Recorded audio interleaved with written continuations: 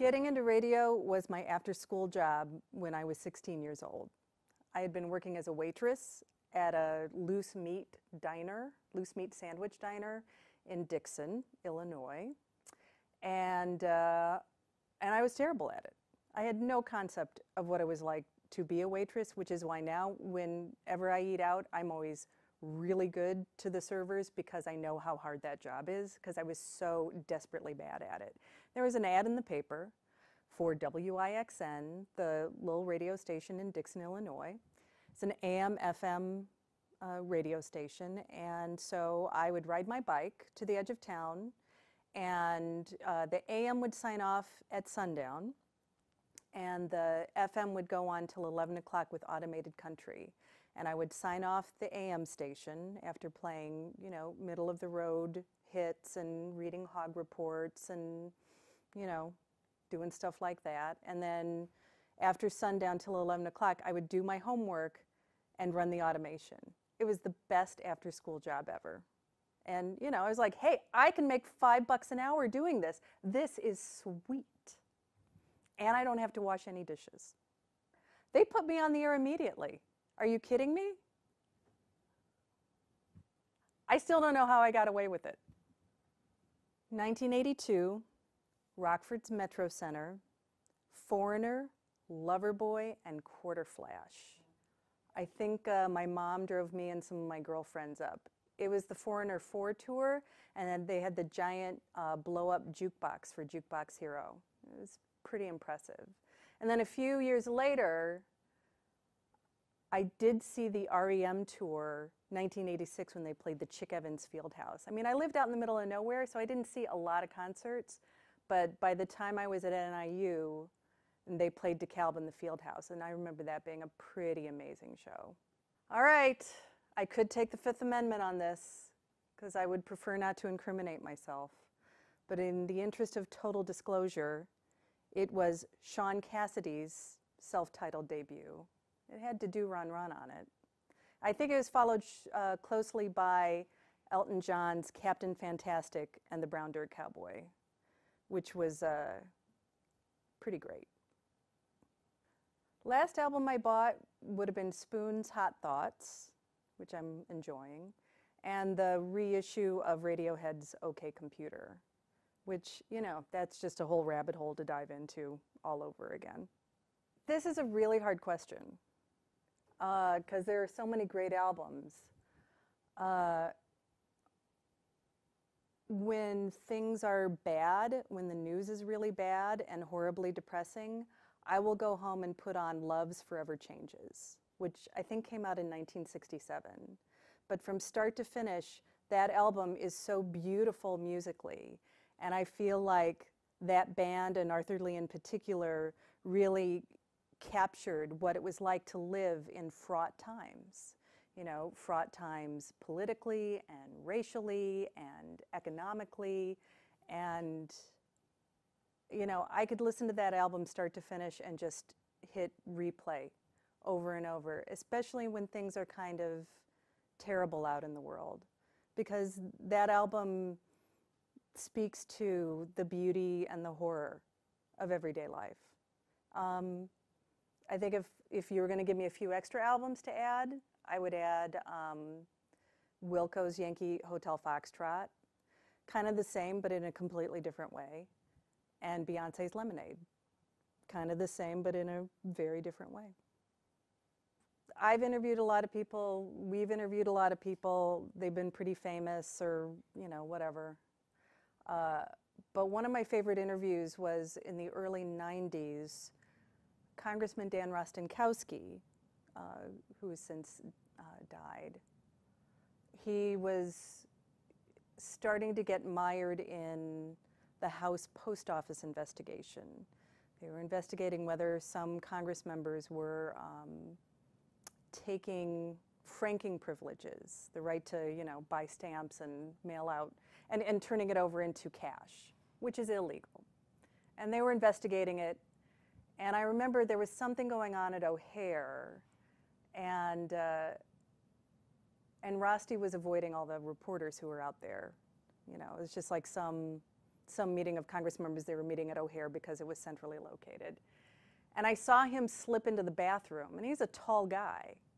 And I remember waiting outside the men's room until he came out, and he was still kind of drying off his hands, which, you know, thank God he was washing his hands. But I was just standing there with my tape recorder. Hey, Congressman, can you tell us anything about what's going on with this investigation?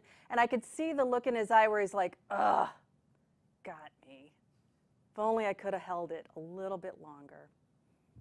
I remember being pretty proud of that. I find the celebrities, you know, the celebrities who are most interesting are the ones who are just in the moment when you encounter them. I mean, usually if I'm talking to someone, it is backstage or at some event, and there are a lot of people who want a piece of them, and it's hard to do that. I mean, it is actually kind of hard to be that person that everyone wants a piece of, and I kind of get that. But the ones who are really good at it make you feel like you're special in that very singular moment. And people who are like that are people like Wayne Coyne from Flaming Lips, who, you know, I met backstage with a bunch of XRTers during one of our holiday concerts. I just found him to be so engaging. Yo-Yo Ma is like that. I mean, Yo-Yo Ma has this amazing memory and way with people where he remembers who you are and what you do. Senator Paul Simon was like that too. Like he was just very good in that moment of making you feel special and important.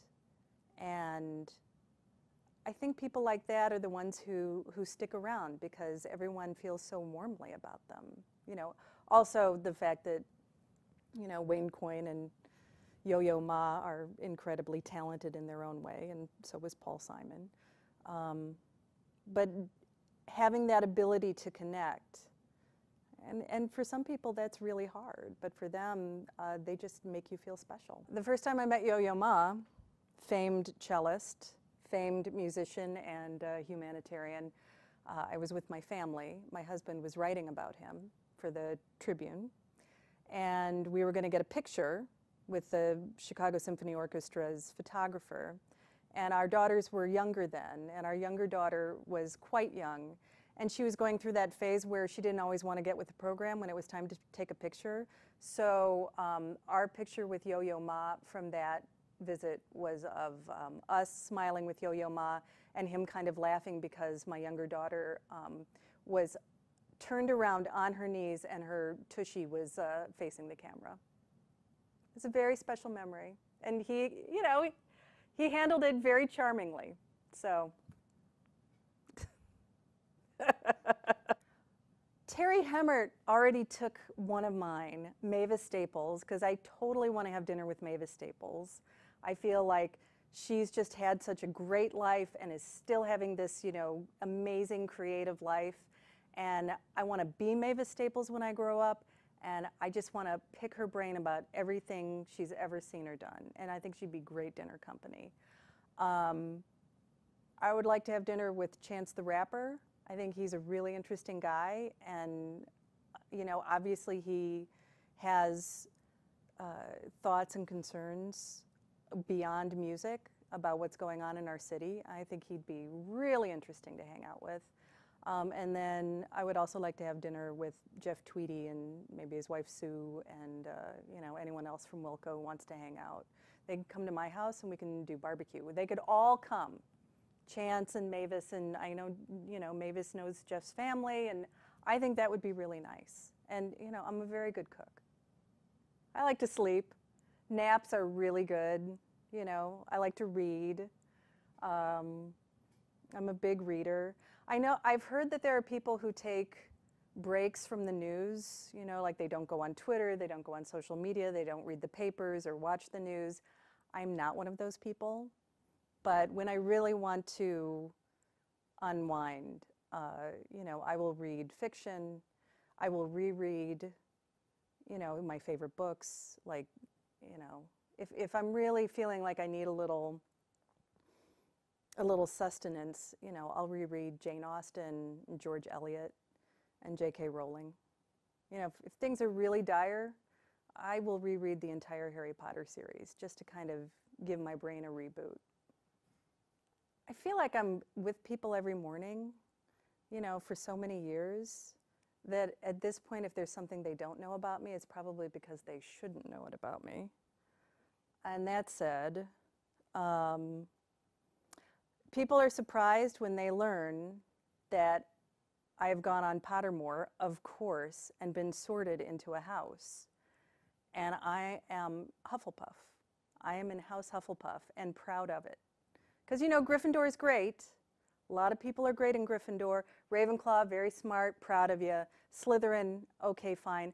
I have a daughter who keeps retaking the test and, you know, canceling her account and retaking it. And she keeps getting different houses. And I'm like, this is proof that you're a Slytherin. But Hufflepuff, we're loyal. We like cookies. And if you mess with us, we will take you down. We will hug you to death. Hufflepuff is awesome. Best thing about Chicago is the fall weather until it gets cold and rainy, then not so the best. I also think there's a thing about Chicago and the people in Chicago, for all of our many problems, and God knows we got a lot. Chicago people are very no BS. If they like something, they tell you, and if they don't like something, they tell you. You know, there is this sort of thing with people from New York or LA where they're just like, everyone here is so nice. And it's like, well, you know, yeah, we're nice and we're straightforward and we're not going to like show up a half hour late and go, oh, I flaked. Or, you know, pretend that we're very important. I feel like Chicago people are, you know, they're just very down to earth. There's a culture of don't be a jagoff. And I like that. I like that about Chicago. First off, I want to issue a disclaimer because I have kids and I'm giving advice to the next generation every day and they are not paying attention to me. But, you know, I think the Chicago motto of don't be a jagoff is a pretty good place to start. Check your facts. I spend a lot of time every day checking facts, and sometimes you're going to get stuff wrong, but try to be right. Try to be right. Try to be curious. You know, try to be a decent human being. You know, and whatever you do in this life, if you are learning how to communicate honestly and factually and kindly, then you're going to be okay. You might be not so okay in the short term, but in the long term, you'll have a life that you can be proud of. So do that. Communicate honestly. Also, start flossing now. Because if you wait until later, it gets ugly.